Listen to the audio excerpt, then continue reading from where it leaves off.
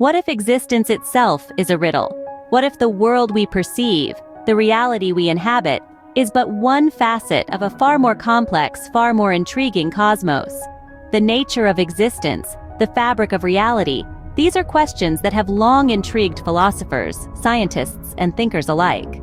This exploration begins with the physical world, the realm of things, of matter and energy. It's a world we perceive through our senses, a world that obeys the laws of physics, chemistry, and biology. This is the empirical world, the world that science seeks to explain.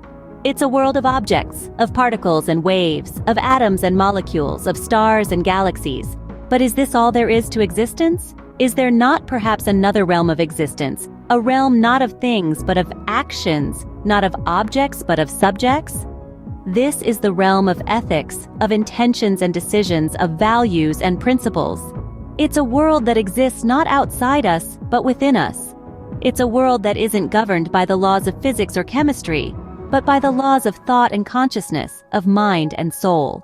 These two realms, the physical and the ethical, may seem distinct, perhaps even incompatible. Yet they are both part of the same cosmos, the same reality. They both exist, not independently, but interdependently. They both reflect different aspects of the same existence, the same world.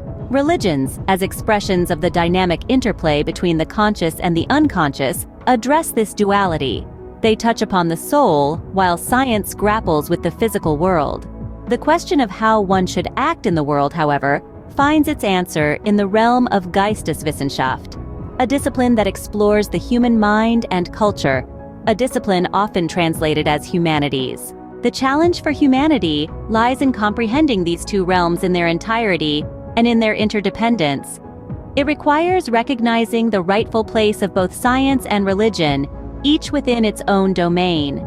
It necessitates developing the voice of the self, lest we risk devolving into the mass man, an existence void of depth and meaning. Jung, the renowned psychoanalyst, viewed the psyche as real, as a non-physical fact that is nonetheless as real as any physical fact. He argued that religious statements are not about the physical reality, but about the reality of the psyche. This perspective, this understanding of the psyche as a real entity, offers a distinct lens through which to view the world and existence. The evolution of philosophy and nature, as proposed by Hegel and Darwin respectively, are not separate intellectual developments. They are intertwined, reflecting the interplay between the physical and the ethical, the objective and the subjective, the world and the self. In a world devoid of God, we do not believe in anything beyond ourselves. Both science, the objective reality of the world, and God, the objective reality of the soul, lose their validity. We are left in nihilism, a state of existential emptiness. In conclusion, the nature of existence is a complex interplay of the physical and ethical realms. It involves understanding the world, both as an empirical entity and a subjective experience. It requires acknowledging the reality of the psyche and the importance of the self. And above all, it demands the courage to confront nihilism, to seek meaning and purpose in a seemingly meaningless world. The world, it seems, is not simply made of things. It's also made of actions, of decisions, of thoughts and feelings. It's made of us.